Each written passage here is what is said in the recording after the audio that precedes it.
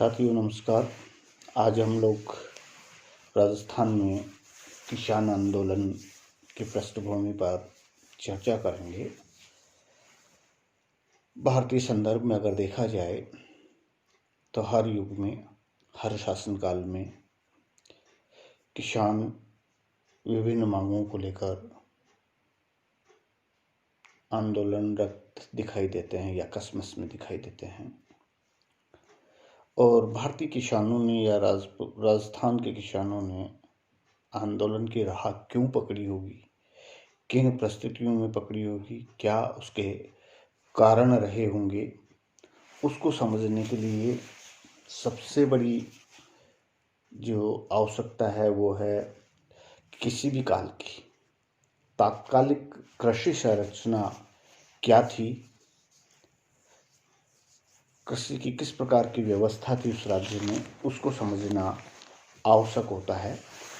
तभी हम ये निर्णय कर पाएंगे कि जो किसान आंदोलन हुए उनके पृष्ठभूमि में किन कारणों की भूमिका रही। हम जब राजस्थान के किसान आंदोलन की बात करते हैं तो ब्रिटिश शासन और विभिन्न रियासतों को मद्देनजर रखते हुए बात करेंगे। 1818 में राजस्थान में विभिन्न राजपूत रियासतों ने ब्रिटिश सरकार के साथ में संधि की और उसका परिणाम ये हुआ कि ब्रिटिश सर्वोच्चता की स्थापना राजपूताना में भी हुई। उससे एक नवीन राजनीतिक व प्रशासनिक व्यवस्था ने जन्म लिया, या यूं कहें कि उपनिवेशवाद व स्थानीय सामंतवाद का एक प्रकार से अपवित्र गठबंधन बना और उससे तत्कालीन राजपूताना, जिसको वर्तमान में हम राजस्थान कह रहे हैं, उसमें तिहरी शासन व्यवस्था बनी, लागू हुई। एक अंग्रेजी सत्ता, दूसरा राजा और तीसरा जागीरदार, सत्ता के 3 केंद्र बिंदु बने और इन सत्ता के 3 केंद्रों के बीच किसान पिसने लगा, किसान बोझ के नीचे दबता चला गया। इस प्रकार की परिस्थितियां पैदा हुई और ब्रिटिश सत्ता राजपूताना में कायम होने का जो पहला परिणाम आया वो आया कृषि भूमि संबंधों संरचना व भू राजस्व प्रणाली में परिवर्तन के रूप में। अब तक जो परंपरागत रूप से जो कृषि भूमि संबंधी जो कानून जो थे, संरचना जो थी या भू राजस्व प्रणाली थी, उसमें परिवर्तन आया। वार्षिक राशि कोई तय नहीं थी, लेकिन इन परिवर्तनों के माध्यम से अंग्रेजों की आय में वृद्धि होती चली गई, किसान की आय घटती चली गई। राजस्थान के राज्यों की आय का अधिकांश भाग प्रत्यक्ष या अप्रत्यक्ष रूप से अंग्रेज साम्राज्यवादियों के हाथ में पहुंचने लगा। राज्यों में अंग्रेजों के द्वारा सेना का गठन हुआ तो अंग्रेज हित में था, लेकिन उनका खर्चा राजाओं पे डाला गया, राजाओं ने वो खर्चा किसानों पे डाल दिया। राजा व जागीरदार अपना परंपरागत कर्तव्य भूलने लगे थे और जनता के प्रति वे गैर जिम्मेदार होते चले गए। राजा और किसानों के बीच में जो एक संवाद था वो खत्म हो गया। राजा अंग्रेज अधिकारियों की चापलूसी करने लगे और उनको खुश करने के लिए उनके ऊपर धन अपव्यय करना पड़ रहा था उन लोगों को। एक प्रकार से जनता के साथ खुली लूट करने लगे ये लोग और अंग्रेज अधिकारियों की चापलूसी में राजाओं के द्वारा किसानों को शिकार बनना पड़ा। राजपूताना में अंग्रेज आने से पूर्व किसानों से राजस्व अनाज के रूप में लिया जाता था। एक बहुत बड़ा परिवर्तन हुआ अंग्रेजों के आने के बाद। ये राजस्व जो है अब नकदी में लिया जाने लगा। 1857 तक परंपरागत प्रणाली चालू रही, लेकिन राजस्व में भारी वृद्धि होती चली गई और 1870 के आते आते किसानों से अधिक कर वसूल किया जाने लगा। हम अगर भू राजस्व प्रणाली को देखें तो भूमि प्रबंधन के दो भाग दिखाई देते हैं। दो हिस्सों में भू प्रबंधन होता था। कुछ भूमि खालसा थी, कुछ भूमि जागीर या गैर खालसा थी। जो खालसा थी उस पर राज्य का सीधा नियंत्रण था। उस भूमि पर दीवान, हाकिम, नाजिम, तहसीलदार, कानूनगो, पटवारी, पटेल, चौधरी, लंबड़दार ये उसका प्रबंधन करते थे। लेकिन जो जागीर या गैर खालसा भूमि थी वो जागीरदारों, तनख्वाहदारों, इनामदारों व धार्मिक सामाजिक कार्यों के लिए दी गई भूमि थी उसमें सम्मिलित। और जागीर की भूमि का पूर्ण नियंत्रण जागीरदारों के हाथ में था। कोई निश्चित प्रशासन व्यवस्था नहीं थी, मनमाने तरीके से संचालन होता था। जबकि खालसा में भूमि का बंदोबस्त था, राजस्व का निर्धारण, राजस्व की वसूली एवं भूमि प्रबंधन का कार्य दीवान, हाकिम, नाजिम इत्यादि करते थे।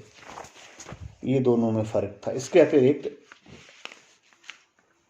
ऐसे भी भूस्वामी थे जिन्हें तनख्वाह यानी वेतन, इनाम, पुण्य, माफी आदि के रूप में राजस्व मुक्त भूमि मिली हुई थी। वे स्वयं खेती नहीं करते थे, बल्कि स्वयं द्वारा निर्धारित राजस्व की दरों पर खेती करने के लिए जमीन भूमि जो है किसानों को देते थे। खालसा भूमि की अगर उस समय की हम बात करें तो एक विकसित ढांचा था। उसमें भूमि संबंधी अपने उनके कानून थे और कृषि की उपज का 40% भाग जो है राजस्व के रूप में लिया जाता था। जबकि जागीर में जागीरदारों की निरंकुश सत्ता थी।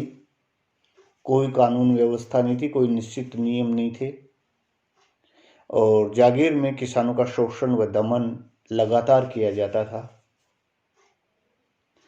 आय का 60%, उपज का कुल 60% किसानों को राजस्व के रूप में अनाज देना पड़ता था और किसान आंदोलन की शुरुआत भी यहीं से होती है। ये जो असमान विभाजन जो था, उस असमान विभाजन ने किसानों को विद्रोह के लिए मजबूर किया। पश्चिमी राजस्थान के राज्यों में जागीर के पास ज्यादा भूमि थी, जबकि दक्षिणी, पूर्वी और पूर्वी राजस्थान जो था उसमें खालसा के पास ज्यादा भूमि थी। जैसे कुछ उदाहरण अगर हम लें तत्कालीन रियासतों का, तो जोधपुर रियासत में खालसा भूमि जो थी वो 14.2% थी और जागीर की भूमि 85.8% थी। उदयपुर रियासत में 25% खालसा भूमि थी, 75% जागीर भूमि थी। जयपुर रियासत में 31.3% खालसा भूमि थी और 68.7% जागीर की भूमि थी। ऐसे ही बीकानेर में 32% खालसा भूमि थी, 68% जागीर की भूमि थी। कोटा में 75% खालसा भूमि थी और 25% जागीरदारों के पास में थी। अलवर भरतपुर में 87.5% खालसा भूमि थी, 12.5 जागीर के पास में थी। विद्रोह की शुरुआत जागीरों में हुई। जागीर क्षेत्र में विद्रोह प्रारंभ हुए और मूल मुद्दा था किसान का शोषण, दमन वह उसके उत्पीड़न से लोग त्रस्त हो चुके थे। पहला आंदोलन राजपूताना में मेवाड़ के बिचौलिया में प्रारंभ हुआ। बिचौलिया, बेगू, बस्सी और पारसोली में पहला आंदोलन हुआ। उसके बाद में शेखावाटी क्षेत्र जयपुर रियासत के अंतर्गत, फिर जोधपुर और बीकानेर में। जनचेतना के विकास के साथ में प्रजामंडल आंदोलन जो चले, उनका प्रभाव इन किसान आंदोलनों पर पड़ा। ये किसान आंदोलन खालसा क्षेत्र में भी हुए, लेकिन सीमित क्षेत्र में हुए, क्योंकि खालसा भूमि का स्वामी शासक या राजा होता था और राजस्व खजाने में एकत्रित किया जाता था। वहाँ किसान एक प्रकार से किराएदार था। शासक किसान को भूमि से बेखदल कर सकता था, नए किसान को भूमि दे सकता था। कुछ किसानों के पास पीढ़ी दर पीढ़ी भी अधिकार थे, लेकिन अधिकांश को कभी भी बेखदल किया जा सकता था, कोई गारंटी नहीं थी। धीरे धीरे राजस्व में वृद्धि की जाने लगी, जिससे किसानों पर आर्थिक भार बढ़ता चला गया। भूमि को बहुत सारे भागों में बांटा गया। हम दो तीन की यहाँ बात करेंगे। एक विस्वेदार या बापीदार प्रथा थी। इसमें स्थायी भू स्वामी होते थे और समय समय पर राजकोष में राजस्व जमा कराते रहते थे। इनके पास विशेषाधिकार भी थे। भू राजस्व मात्रा में वृद्धि नहीं तय होने के बाद ही देते थे। इनको बेचने और गिरवी रखने का हक था। इसमें कुछ छोटे किसान भी सम्मिलित थे। दूसरी इजारा प्रणाली, ये ठेका प्रथा थी, आंखबंदी व्यवस्था थी। बीकानेर में इस व्यवस्था को मुकाता कहा जाता था। फसल की सार्वजनिक नीलामी होती थी और जो उच्चतम बोली देता था उसको निश्चित अवधि के लिए भूमि दी जाती थी। राशि एक मुश्त या 2 किस्तों में भुगतान करनी होती थी। कभी कभी संपूर्ण राज्य का ठेका एक ही व्यक्ति को भी दे दिया जाता था। 1832-33 में उदयपुर राज्य का ठेका शाह जालमचंद को दिया गया था। इजारा सामान्यतः महाजनों, बड़े सेठों, जागीरदारों एवं राज्याधिकारियों को मिलता था। इसमें प्रभावशाली लोग मनमानी करते थे। बड़े ये जागीरदार, बड़े सेठ, महाजन अपनी शर्तों पर छोटे ठेकेदारों को भूमि ठेके पे देते थे, जिनसे वो कुल उपज का 3/4 भाग राजस्व के रूप में वसूल करते थे। किसानों के पास में भूमि का अधिकार नहीं था। वो किसान, तत्कालीन किसान जो है वो जागीरदारों या इन ठेकेदारों की दया पर निर्भर था। उसको कभी भी बेखदल किया जा सकता था भूमि से। 1880 के आते आते हम देखते हैं कि किसानों से चौगुनी वसूली होती थी। बिचौलिए पनप चुके थे, लेकिन 1920 के बाद में स्थिति में कुछ परिवर्तन आता हुआ दिखाई देता है हमें। तीसरा, जमींदारी प्रथा। ये छोटे भूस्वामी थे। सामान्यतः किसानों से ऊंचा दर्जा था इनके पास में। जयपुर, अलवर, धौलपुर, झालावाड़, बीकानेर इत्यादि भागों में ये व्यवस्था प्रचलित थी। ये भूमि के वंशानुगत स्वामी थे और इनकी क्षमता से अधिक इनके पास में भूमि होती थी। कुछ भूमि का हिस्सा अन्य काश्तकारों को किराए पर या बटाई में दे देते थे और यहाँ राजस्व में बढ़ोतरी की हमेशा संभावना होती थी। एक उदाहरण हम ले सकते हैं, जैसे जयपुर राज्य के कोटपुतली क्षेत्र के जमींदारों ने विस्वेदारी अधिकारों की मांग की थी, लेकिन उनको भूमि बेचने गिरवी रखने का अधिकार नहीं दिया गया। एक रैयत बाड़ी प्रणाली लागू हुई अंग्रेजों के आने के बाद में, और इस प्रणाली के तहत किसानों को फसल वर्ष के आरंभ में भूमि के पट्टे दिए जाते थे और किसानों को अपनी जोतों पर स्थायी अधिकार नहीं था। पटेल, पटवारी, तहसीलदार और सहजा की उपस्थिति में कृषि भूमि का चयन किया जाता था। राजस्व अधिकारी अपनी इच्छा अनुसार किसान को वार्षिक पट्टे देते थे और ये पट्टे हर वर्ष जारी होते थे। फसल के अंत में राजस्व देना होता था, जिसकी राशि का निर्धारण भी राजस्व कर्मचारियों अधिकारियों द्वारा किया जाता था।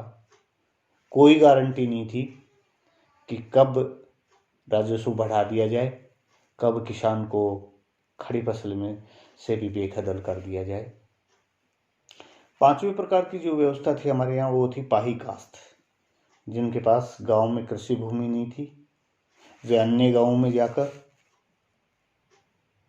कृषि भूमि प्राप्त करते थे और खेती करते थे। उनको पाही काश्तकार कहा जाता था।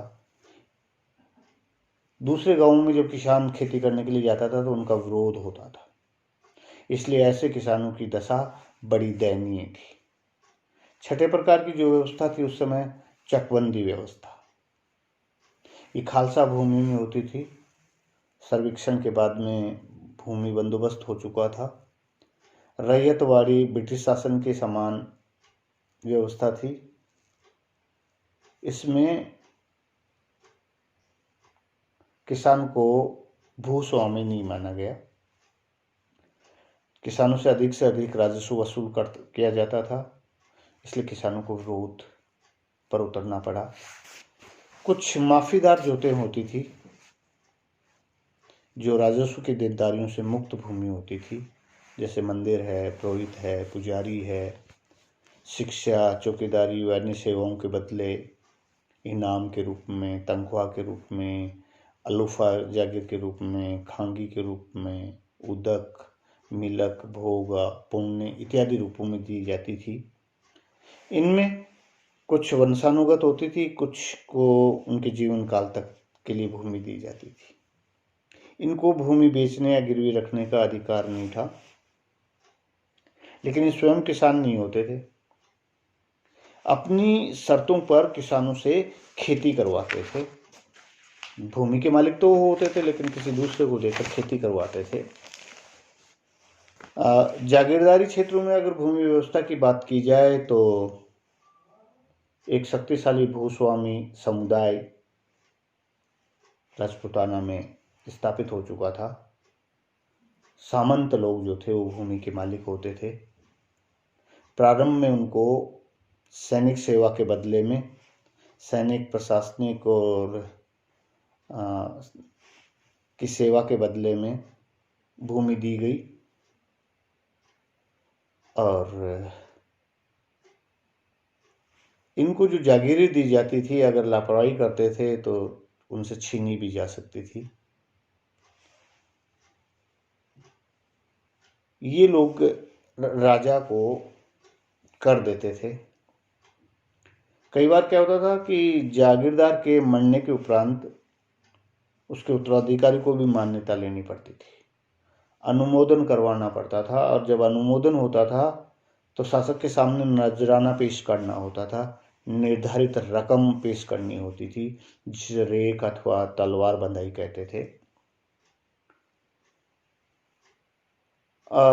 इस जागीरदारी के भी कई श्रेणियां जो है हमें दिखाई देती हैं। प्रथम श्रेणी के जो जागीरदार होते थे वो राजवंश के लोगों को नियुक्त किया जाता था उसमें, और इन्हें सैनिक सेवाओं, प्रशासनिक दायित्वों, उनके भरण पोषण हेतु जमीन जागीर दी जाती थी। द्वितीय श्रेणी के जो जागीरदार होते थे वो वंशानुगत रूप से राजस्व संग्राहकों का कार्य करते थे। उन्होंने अपने आप को भारी भूमि के स्वामी के रूप में स्थापित कर लिया था। इस्तीमादार कहा जाता था इनको। तृतीय श्रेणी के जो जागीरदार होते थे वो असैनिक सेवा के बदले वेतन, पुरस्कार, भूमि, अनुदान आदि, ये इनमें राजघरानों से संबंधित महिलाएं, सेवक, सेविकाएं, उनके भरण पोषण के लिए जमीनें दी जाती थी, जागीरें दी जाती थी। और चौथी श्रेणी के जो जागीरदार होते थे उनमें धार्मिक, सामाजिक एवं सार्वजनिक सुविधाओं हेतु दी गई जागीरें शामिल थी। छोटे भूमि अनुदान थे इनके पास में। तो हुआ क्या, हम देखते हैं कि अधिकांश भूमि जो थी वो प्रथम श्रेणी के जागीरदारों के पास में थी। कुल भूमि का, गैर खालसा भूमि का 95% भाग इनके अधिकार क्षेत्र में था।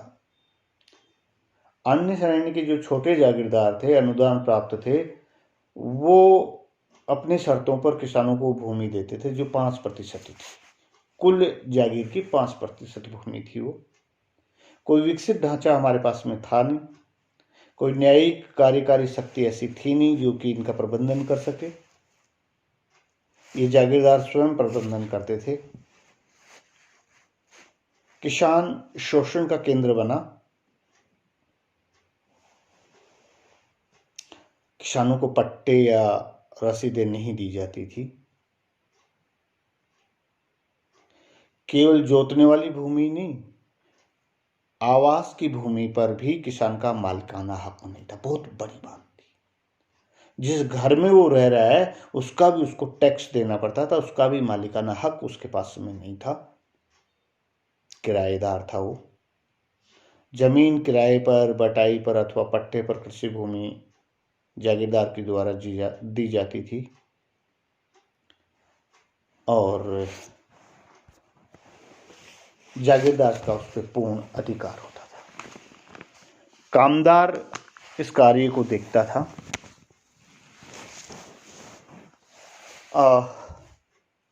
जागीरदार ऐशो आराम के अतिरिक्त कोई कार्य नहीं करता था। बड़े जागीरदार राज्य मुख्यालय पर आवास बनवाते और उनमें निवास करते थे, और उनकी अनुपस्थिति में कामदार मनमानी करने लगे। चौधरी, पटेल, पटवारी, सहना, ये भार मुक्त वर्ग था और इनको कुछ नहीं करना पड़ता था। केवल ये वसूल करने का काम, भू राजस्व वसूल करने का काम करते थे, लाग बाग वसूल करने का काम करते थे और उसका खर्चा किसान उठाते थे। भूमि ठेके पे देते थे। ठेकेदार एक निश्चित रकम की अदायगी के बदले निश्चित अवधि के लिए किसानों से मनमाना राजस्व वसूल करते थे। 1930 से 1949 तक भूमि व्यवस्था जो लागू की गई उसमें किसानों को कोई फायदा नहीं था। आज़ादी के बाद में किसान वास्तव में भूस्वामी बना। हम देखते हैं कि किसान आंदोलन जागीर क्षेत्रों से आरंभ हुआ और मुख्य लड़ाई थी भू राजस्व का निर्धारण और उसकी वसूली। मध्यकाल से जो व्यवस्था चली आ रही थी उसमें ब्रिटिश काल में आके परिवर्तन हमें दिखाई देता है और उसके चलते ही हमारे यहाँ के किसानों को विद्रोह पर उतारू होना पड़ा, क्योंकि किसानों से लाग बाग के रूप में, राजस्व के रूप में बहुत सारी लाग बागें ली जाती थी जिनकी संख्या 150 तक पहुंच गई थी। हर प्रकार का उनसे कर लिया जाता था।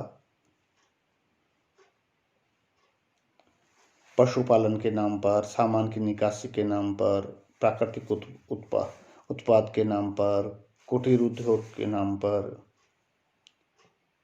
यहाँ तक कि जागीरदारों व राज्यों की घुड़सालों के लिए किसानों से फेर, कड़बी, घोड़े का घास, घोड़े रजका ये भी वसूल किया जाता था।